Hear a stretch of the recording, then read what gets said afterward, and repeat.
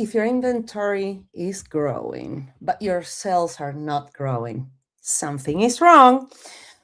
That is what sell-through rate is showing you. Sell-through rate is just not a number. It's a factual way and not an assumption, not a way to round up numbers or even guessing, because this is the factual way your business is telling you, hey, your inventory is stale or is moving. That's it.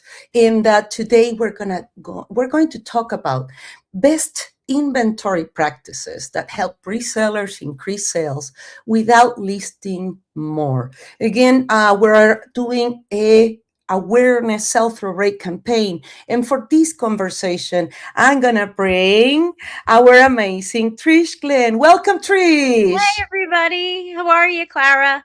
Oh, doing great. Always happy. I'm looking forward for our intellectual Fridays and see how we're going to help our community of resellers to save more time, save more, and increase their sell-through rate, right? Absolutely. And I am at Kat the Nurse Flipper's house. That's where I am right now. Great job, Trish, with what you're doing with Kat. Incredible what you're doing with Kat with the inventory management tools. I thank you again. I can't wait to see that content. Yeah, it's going to be good. And it's going to be out over a few months, probably. I'm probably going to come back again later on in the summer.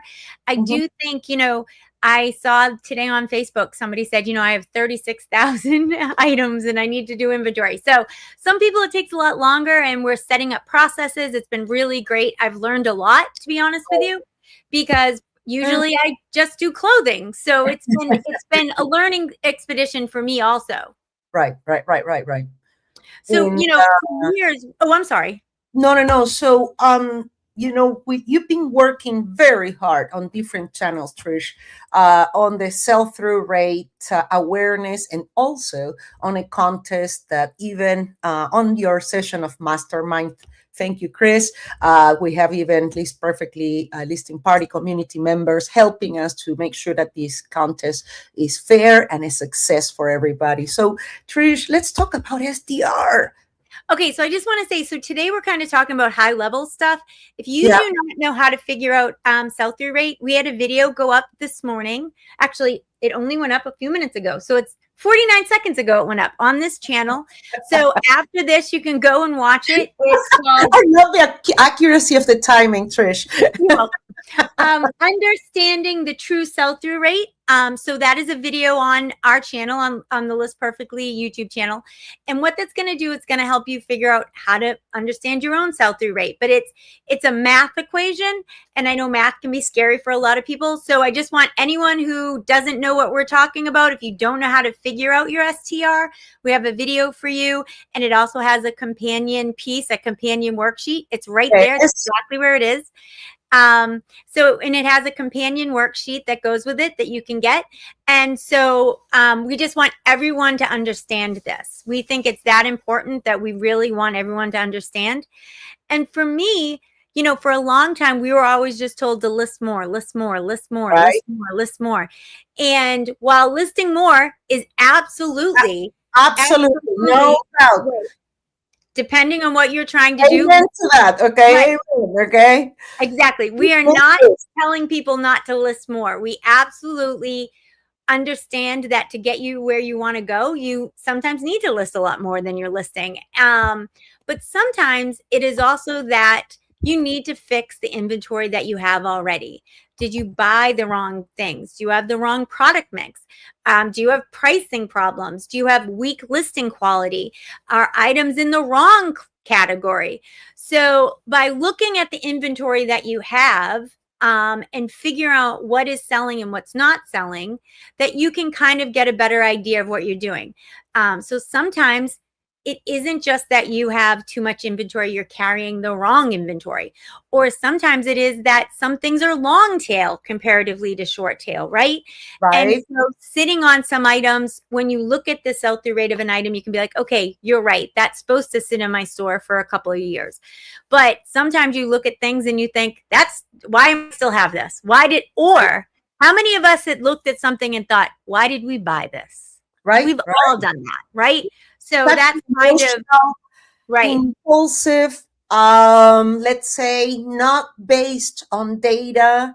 And we're not telling you, hey, let's geek out on numbers. I always say, let's not go excessively on numbers, because I've seen so many resellers going down that rabbit hole. What we're saying is you're going to allocate and compartmentalize, the analysis that you're going to be doing of your reselling businesses. Because as we were talking with Trish on Mastermind, the way you list something in one platform is not the same way you should be listing in another one. And that's how List Perfectly helps you even to customize from keywords.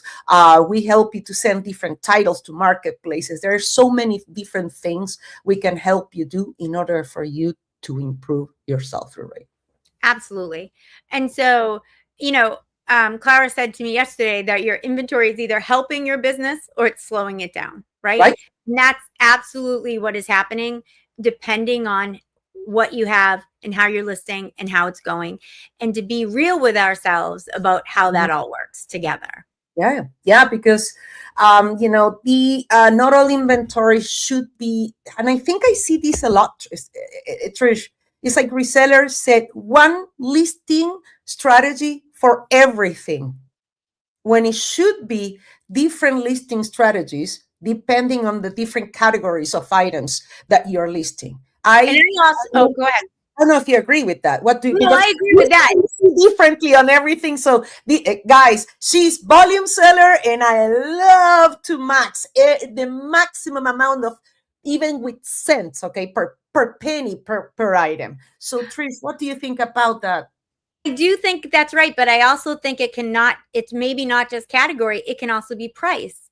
We talked about this morning in Mastermind, and I really believe that a lower priced item doesn't require as much of time and attention as an item that's worth more money. So for me, I try to do the best listings I can and the best photos I can in the shortest amount of time. So I want it to be a good listing with good photos. And I used to say, like, my 80-20 rule, if it's 80%, I'm making it live, right? Because my items are only worth, let's say, $25. But if I'm selling $1,000 item, the time and attention I'm going to give that listing is going to be more. And then what you just said, the time and attention I'm going to give that $1,000 item across platforms is going to be more. Maybe I have to do extra things on Etsy that I'm going to do differently than on eBay. But for my $25 item, it's the same thing. It goes up to all platforms. Absolutely. Yeah. And I think if you don't mind, I would like to show, do you think, or shall I wait? I want to show the stale listing detector feature from LP. Sure. Yeah. So for anybody that doesn't use this is a great feature, especially now that eBay has come out and said that after so many days, your items are stale or stagnant. And also that Poshmark does not want you to delist or relist anything before the 61-day mark. I believe that is 61 days. So this is great because you can set the stale listing days to whatever you want per platform. Yeah. So this is a quick demo, guys. Again, the how-to of List Perfectly. This is lives in YouTube, but we have updated and accurate guide to List Perfectly in here. Is available on the Pro Plus plan. And with this feature, it allows List Perfectly to notify you when a listing has been detected as stale based on the settings that you set. So here we are in our settings, and you have full control to set the time or period that you want your list. So are you guys seeing this? That List Perfectly is capable of customizing the stale detection based on your particular setting. So you tell List Perfectly when it should be stale. Some people, we are right, Trish, we are of the belief right now 90 days for eBay. Yeah, I think it depends on eBay says 90 days. They don't want you to touch it at 90 days. But I think it depends. There are some longer tail items, but for fast moving items, yes, absolutely. Absolutely. Listings to be considered stale per marketplace. Clara, can you You turn can it up a also little? control if That's this the is based maximum. on a Okay. created date or The updated. nice thing is that you can choose by, let me just lower the, and so you can, the stale listings, you can determine, there is two settings, but they created and they updated. All right. So this is how List Perfectly will set up the stale and give you an alert. Hey, this listings has been stale because it was created on this date, or because I was updated on this date. Very different if you're doing the delist release strategy from those of you that prefer to end and start from scratch. So it really depends of the strategy you're using. And List Perfectly, we And don't again, want you to can go impose through that each marketplace that and change preset. that for each one and set that up on how you would like that So you for can see your Instagram has catalog. 30 days, So post now, just for one. this video, we're going to hop over to our catalog here. And what you'll notice is this little yellow dot here. So once we set up, we use the wheel under the person icon on the left-hand side to do those settings. Then we go to the main catalog and we look up on the active tab instead of all. The first tab is all, then is active, draft, unlisted, out of stock, sold, and issue. So we're going to focus right now on the Here on active the tab. active tab, and the active tab is where the stale listings column lives.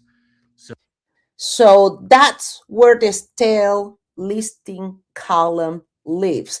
Keep in mind, to those of you that you like to customize the columns of List Perfectly, you can move that stale column where you want it, but these inactive tabs is where the stale listings live. So with the stale listing column activated, if you were to scroll down, you might notice there's some There we flags go. here and 11 days warnings. stale in But Mercari. what we're going to do here is we're actually going to filter out so we can look at things based on the And marketplace apply settings that we filters. set up.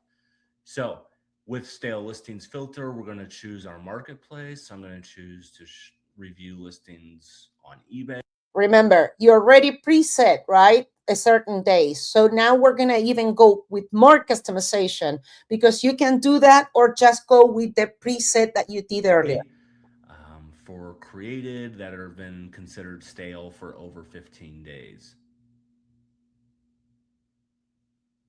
And Okay, there you so have now we're looking at listings that list it. And we put perfectly, all this and the one first, extension was but able you to can click detect that the arrow that you see to do the different sorting, ascending or descending. You can click the arrow and that will allow you to go from oldest to newest or newest to oldest. listing was listed on eBay. This one here over 298 days ago.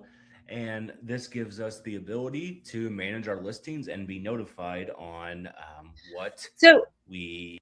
Yes. this is a really great tool for inventory management. And this is a really great tool for, and when we see inventory management, it's not just finding our listings. It's not just knowing where stuff is. It's also being able to manage it as a whole, as in what's old, what should we move along, what should we run sales on, what maybe should we send to auction if you're somebody who likes to do auctions on eBay.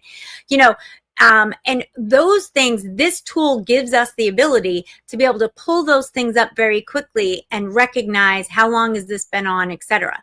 And so this is one of the beauties of having a catalog that is up to date, In sync. in sync. With Running platform. issue finder, running issue finder every once in a while, making sure that everything is working appropriately.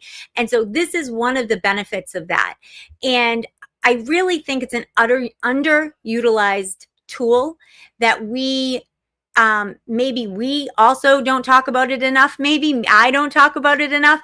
And We'll change that, but definitely it's a new feature. We just released it recently. Yes, we did have it, but when I say new feature, we've been beefing up this to be Right. more automated. And then we beefed it up with AI, so reduces the margin of human error. So List Perfectly can do your resyncing of your catalog with accuracy, making sure that you have no duplicates. That's very, very crucial for having a healthy catalog.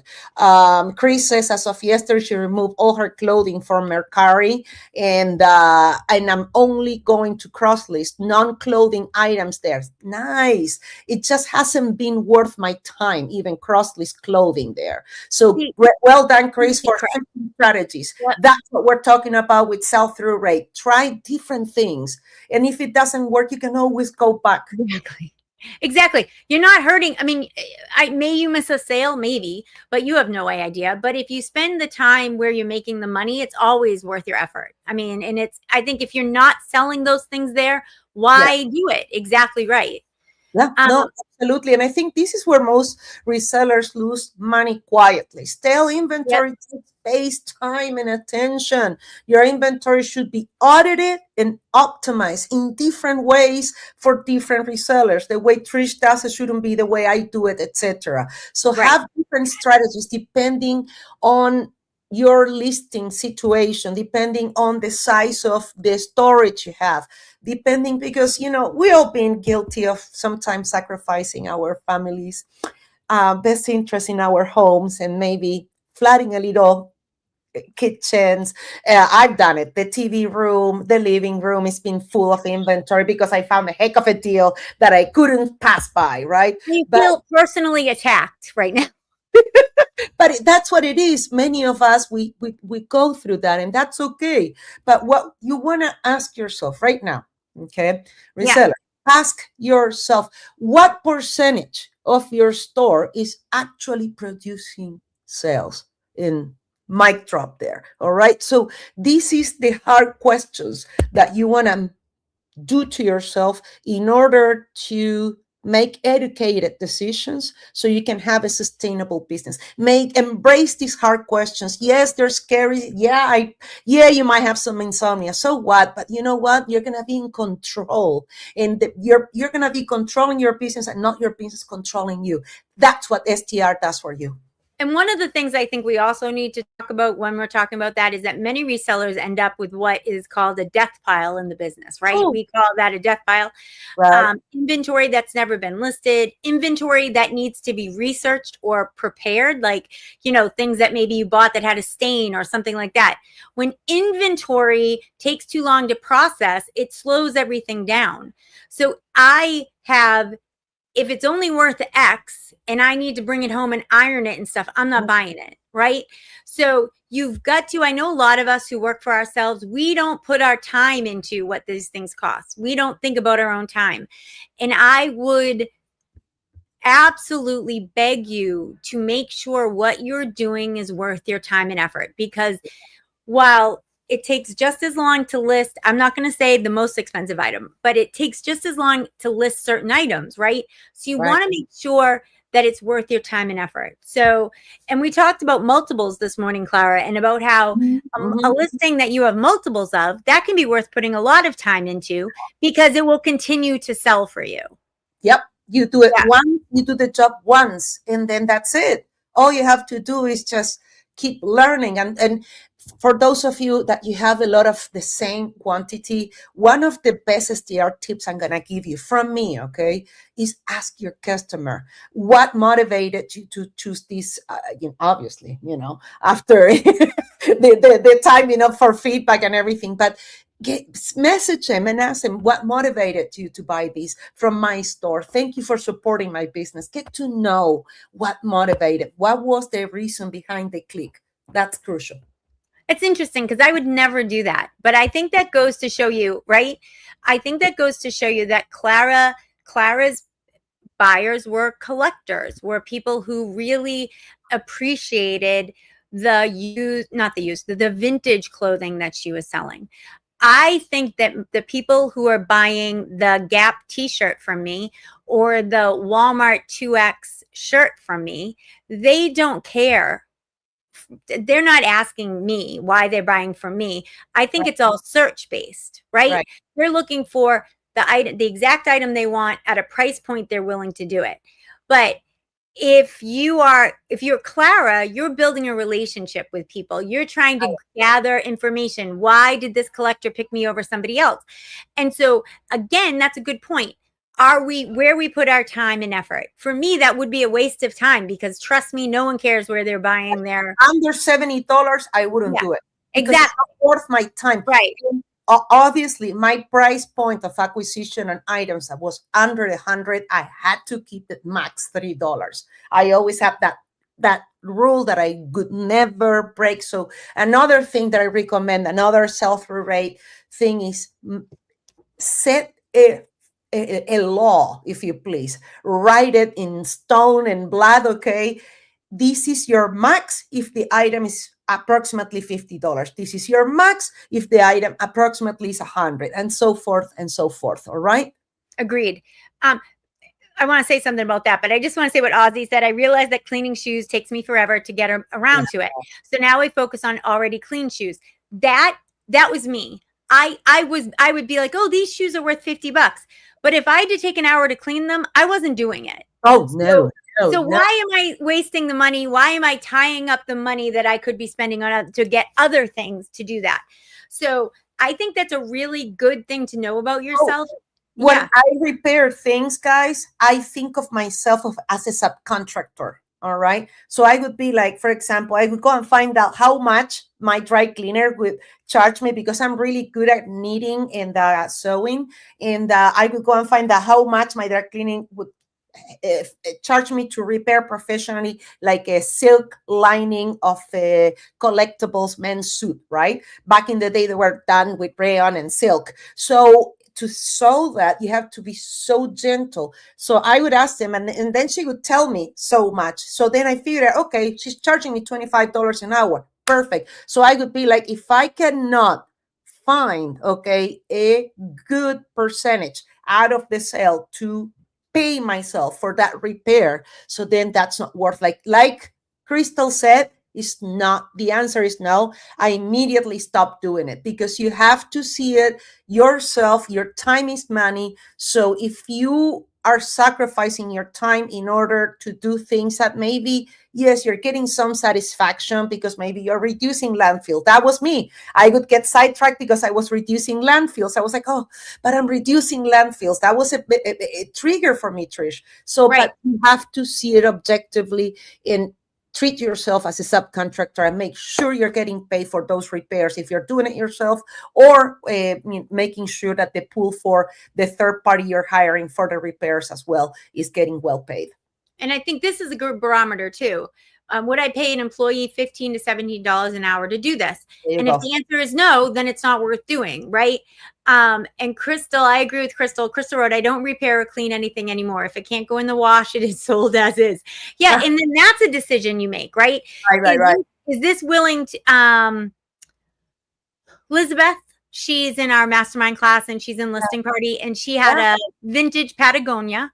And it was the fleece kind, and it had some burn holes in the arm. Oh, I love those. Patch. She was very, very hesitant to sell it. And I said to her, mark it really well. I not even repair it. I didn't tell her to repair it. Just put next to it, put a dime or whatever you got to do so somebody really knows the size. Because if there's a hole and it's smaller than the dime, and people immediately know what size a dime is because we've all held them so many times. Right. So she did it. She sold it very fast. Right. And she had it for a very long time because she didn't feel right about selling it with imperfections. Oh, I love selling items with imperfections, because gone are the days, people, of, oh, this has a flaw, I'll give you half. I remember that when I was selling vintage almost 20 years ago, that was the rule in eBay. And nowadays, it gives it character. People pay extra for those flaws. So remember just to list those flaws. I used to use red tape. You go to Home Depot and you buy the big, and they come like in a set, and then you just put the red tape and don't remove it. I would even ship the item with the red tape because it's painter's red tape, doesn't damage. Yeah, it doesn't damage. Unless it's silk, okay? With silk, you put it in and out. Certain fabrics and suede or objects that, maybe they, like anything cardboard, make sure that you're not leaving it, because temperature, shipping, could damage the item. All right, so let's talk about reviewing what is sitting. So, if inventory sits too long, ask yourself why. And look, you've already looked at your listings. If you do not have the ability to go in and to look at with a critical eye why something is still there, ask somebody else to do it for you. Right. Ask them to look at your title. Ask them to look at your photos. Ask them to look at the category placement, pricing, platform. Ask another reseller friend to objectively go in and look at this and to give you some feedback. I know that isn't easy for everybody. Sometimes we don't take feedback very well, but it is really critical that we sometimes get out of our own way. And, sometimes we use things in titles that don't mean anything to anybody else other than us. And you got to make sure what you're doing is working for most people across the board. So every stale item should lead to a decision. Improve it, replace it, relist it, move it to another platform, send it to auction, in my opinion, or get rid of it. Donate it. Some things are not worth. Everything starts with research, right, Trish? In the back, I'm gonna just play List Perfectly integrated tool of eBay research, pricing research, right then and there. Google, you don't have to reprice everything. LP shows you exactly. So this is crucial. There is no excuses, Trish. This used to be in the higher plans, and with Amanda, we trickled down to all plans. It's unlimited. So please use the price research tool, because this is not just for pricing. We put the eBay because it's the biggest marketplace, but Google is giving you optimization keywords. They're giving you styles and things that can enrich your listing for better visibility. All right. So Clara, I want to know what you think about this, and then I'm going to tell you what I would say.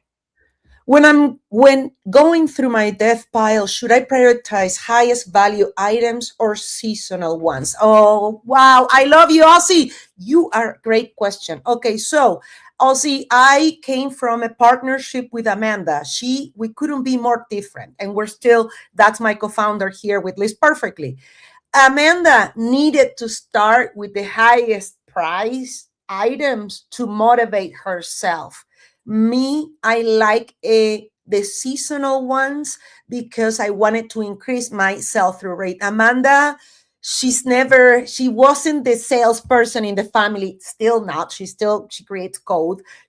She doesn't do this. So it really depends of your personality. If you are a person that is self-motivated like myself, go with the seasonal ones. And if you're going through a sales slump and you need that little oomph of motivation, I would say start with the highest priced items, because those probably are the ones that are going to get the most watchers, the most viewers, the most questions, and that will get you back in the move. Does that make sense, Trish? Yeah, that made total sense. And I personally, I'm a process person. And I think that probably comes from the fact that, I was doing 50 to 75 listings a day. That was my bread and butter. And everything I did was volume, and it was just bread and butter items, right? So for me, I would look at that and think, I can't sort that. I am just picking up the first top 5 and I'm listing them. I never make you a confession. I'm going to make you a confession in front of everybody here, friend. When I hear you saying 50 listings, I don't consider myself volume. The highest I ever had listings on eBay, and you guys can see this is all over, okay? The clothing vault, okay, you can see it. I am on eBay, I'm on Poshmark, I'm on Mercari, I'm on, even in Pinterest, okay? I was doing boards in Pinterest of vintage when wasn't not even in. So when I hear you saying 50, I used to do 50 a day, but I don't consider myself volume. Well, I mean, I was doing 50 to 75 a day, 7 days a week. I mean, that was the only way that I could keep up the volume that I needed to do. So, I mean, but I had two assists physical. I didn't have VAs. I had 2 in person. Literally, they would come to the office right here, this same office. They would come and sit down there, and they would be listing. But yeah, 50 minimum a day to have the inventory that I needed to manage the demand, especially for Q4 and Q1. So, but what I was going to say is I was all about process, and I still am. Yeah. I'm all about process. To me, Mhm. I want to touch things as little as possible. When I buy them, I sort them. When they come in the house, they're already sorted. So when I am there, I just start at the top of the pile and I go down. So I'm not pulling out anything by season. I'm not pulling out anything by price. Right. For me, time was money, and I needed to do this as quick and as fast and as efficiently as possible. So for me, I never even would have made that decision. But I also think that depends on exactly what Clara said. If selling a higher item is going to motivate you, pull them out. Yep. If, so because seasonality, I don't think really matters as much as it used to. I'm sitting on $100 items. Something is wrong with me. I want that money versus listing $20 items. Right, Tommy.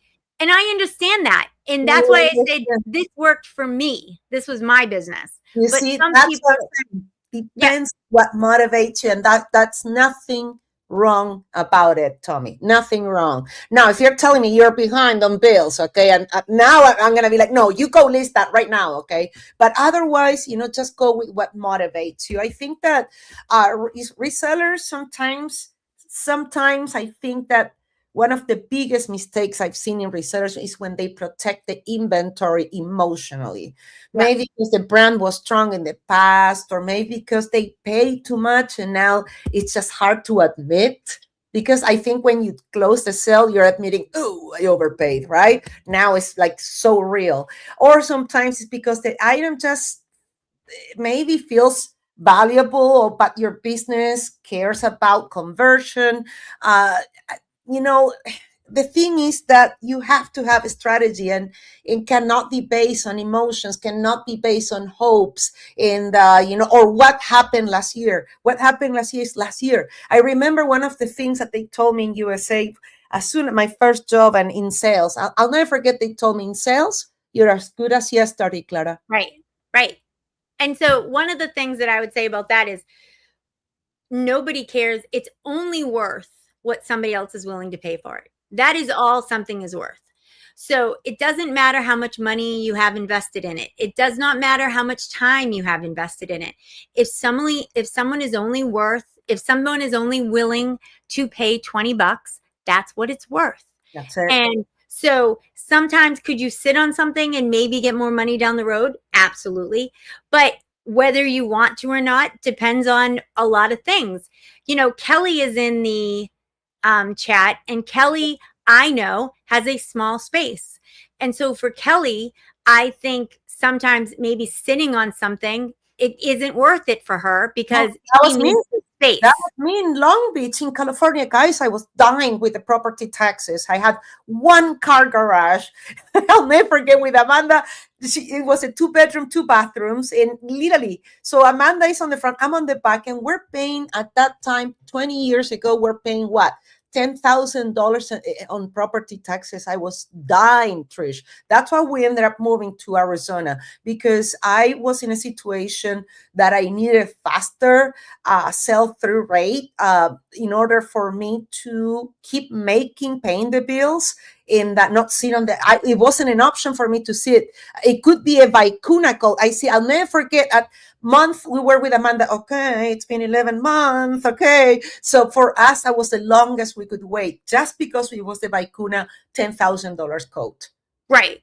And there are some things that are absolutely worth sitting on, right? I mean, if you find a Salvador Dali and nobody's willing that week to buy it, and that it has a historical, if you've looked up through WorthPoint or wherever, and that it can sell for a certain price, but that's different than sitting on inventory that is stale, that just needs to be moved along, and that you're not willing to come down in price because you have $40 into it.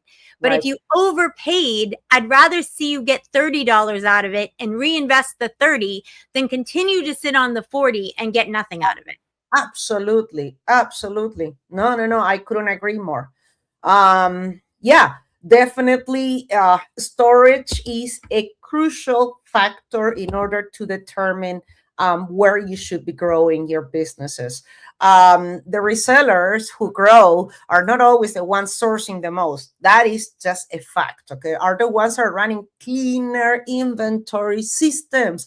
Please pay attention to that. When inventory system and your inventory management tools are structured well, your sell-through will improve naturally. There is no other option. This is a fact. And I think that the sell-through rate is like a scoreboard. Inventory strategy is the game plan, if you please. What do you think, Trish? I totally agree with you. And I also think that it's, look at your store through this week through fresh eyes. Ask somebody if you belong to List Perfectly and you've not been in listing party. Why not? Please come. But when you come, there is a place called the 24-hour room, which is a place where people just come and hang out. You could ask somebody in there to look at a couple of listings for you. There's also on Friday night, there's a new listing party called Poor Decisions, which is a hysterical name, if I do say so myself. It is run by Desiree and Angela, and they are in there, and it's on Friday nights, and they're going to go, you could go in there and ask them how they, it's a end of the week reseller wrap up. And it's for, it starts at 4:00 Eastern, but it goes for quite a few hours. They do it again at 6. So if you're not in, you can also add it to your calendar, as Clara is showing us. We at List Perfectly are really trying hard to beef up, for lack of a better word, beef up listing party. And this kind of sell-through rate thing was kind of our first foray into kind of having some really structural and good content for you guys. Let me say, yes, daily onboarding session. List Perfectly has had daily onboarding session for the last 3 years, regardless of what you're seeing out there. Thank you. Okay, so while it is an onboarding session, you can also go and ask a question. If you're having a problem. Yes, for ongoing support. Ongoing support also, exactly. So go on in there, ask Pat a question. He is a actual saint. So if you're somebody who's nervous or you don't want to be on camera, he'll work with anybody. We miss kind of, Gina does a jewelry thing every Monday. Let's Talk Jewelry, I think is the name of it. Yep, Let's Talk Jewelry with Gina. And so I do goals on Tuesdays, and we would love for you guys to come. But the reason I brought it up was, if you have somebody else look at your store, if you have a reseller friend online, hey, will you go to my store and give me some feedback? And maybe ask them to sort your store by the oldest listings so that they can come in and give you an idea of what's really slowing down your business. Right. Are there items that are clogging it all up? Do you have one category that you just can't sell? Because I am convinced not everybody can sell everything, right? Some people can have the exact same things and they sell it all day long, and some of us can't sell it worth beans. I was a plus size girl for most of my life, and let me tell you, I could sell a plus size shirt no matter if it was from Walmart, Neiman Marcus, whatever. That was my bread and butter items all the time. But some people can't sell them to save their life. So you just need to make sure the inventory you have is working for you and you are not working against the inventory. There you have it. I want to share what Chris just shared with us. Okay, she's sharing a strategy that she's going to be applying. When I delete sell similar 25 items on eBay daily, I schedule 5 of those items for a later date. I select which five based on being the lowest price, unless it is seasonal item that needs to get up now. What I love about that is a couple of things. eBay used to charge to schedule. It is now free. They don't charge anymore for that. So that is useful. And what else is useful about that is she's rotating her inventory in a way that is structural and makes sense for her, and she can track it. And you can do that with the stale list with inside LP also. Absolutely. And so there are some ways that you can do and have these things set up. And the other thing I love about that is having I'm going to do so many a day, right? I'm going to look at my 10 oldest listings every day and see what I can do, tweak them, fix them, do whatever. Right. add extra pictures. And I am not telling everybody to go pull their 5 oldest listings every day, as in like going and get the item, right? And retake photos or whatever. But maybe brighten them, maybe put on a different background, maybe, change the color. You can use a colored background through List Perfectly. I've done it 8 million times in the last week being at Kat's house, because we would put white items on a black background or a light pink brick. We really played with the color to make the item look as true as possible. So there's lots of stuff you can do. But one of the things I want to remind everybody, yes, the new bulk, the new batch lister in List Perfectly is incredible. If you haven't tried it, I highly recommend it. It's a new feature of List Perfectly. And one of the things that we haven't done, unlike any other services, we don't give you annual contracts. So this is in purpose. Come to the best plan, use your batch lister, okay? Create all your optimizing large batches, and then you can go back to whatever plan makes you happy. But make sure you're using the best level of automation. That's why we didn't put an annual plan. We don't want you locked, because reselling is dynamic, and and as you switch plans, you don't lose data. So let me show you. Okay. Oh, I have no volume. More efficiently. It works on both desktop and mobile and supports different workflows. You can upload photos, group them how you need, and create either AI-generated listings or blank drafts. In this video, we're going to start with batch mode first. Batch mode is designed for situations where every listing uses the same number of photos. It lets you upload all your images at once and then divide them into listings based on the photo count you choose. To begin, select batch mode and upload your photos in a single batch. You can pull them in from your device or take them on mobile. Once the upload starts, all images will appear in one group, and you don't need to manage them individually. After everything has finished uploading, you'll set how many images each listing should use. This is the key step, because batch mode relies on every listing having the same number of photos.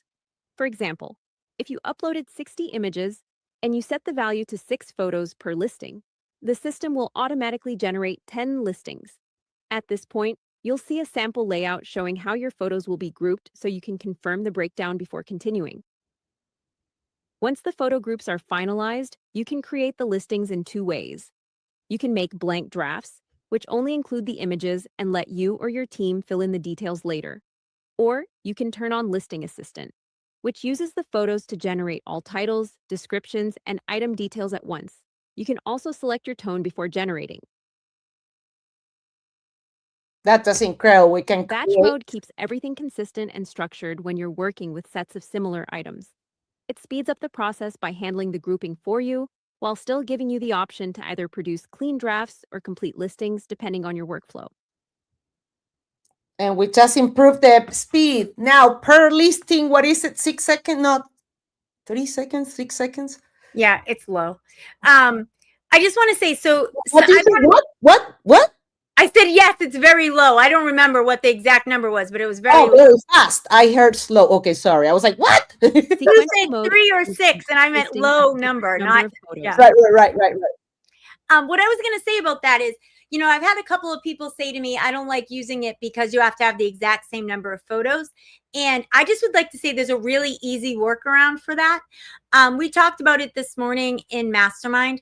A lot of us use title cards or a placeholder in our listings where we will say things like, hey, I list new items every day. Please check me back out. Or, this is your store name, or I have free returns, free 60-day returns in a graphic or whatever on a photo. So you can have those. And let's say you range. Let's say you're not somebody who takes the same 6 photos every time. Say you said 4, 6, 7, and then so you're going to have to do all 7. You just add those title cards in until everything is 7, and then you can do it. Takes an extra 2 seconds. You get a very professional look, and then you can use that sequential batch lister, and it goes. It's a standard process. If you commit to so many pictures per listing, we all know there is exceptions, but we are talking about setting a standard process. Mm-hmm. So a standard process is not built by exceptions, built by what you commonly do. So I think that committing yourself to a certain amount of pictures per item, that gives the buyer an expectation of the your branding, your style, what makes your store unique. This is very important when it comes of customization and the representation of your reseller business with buyers.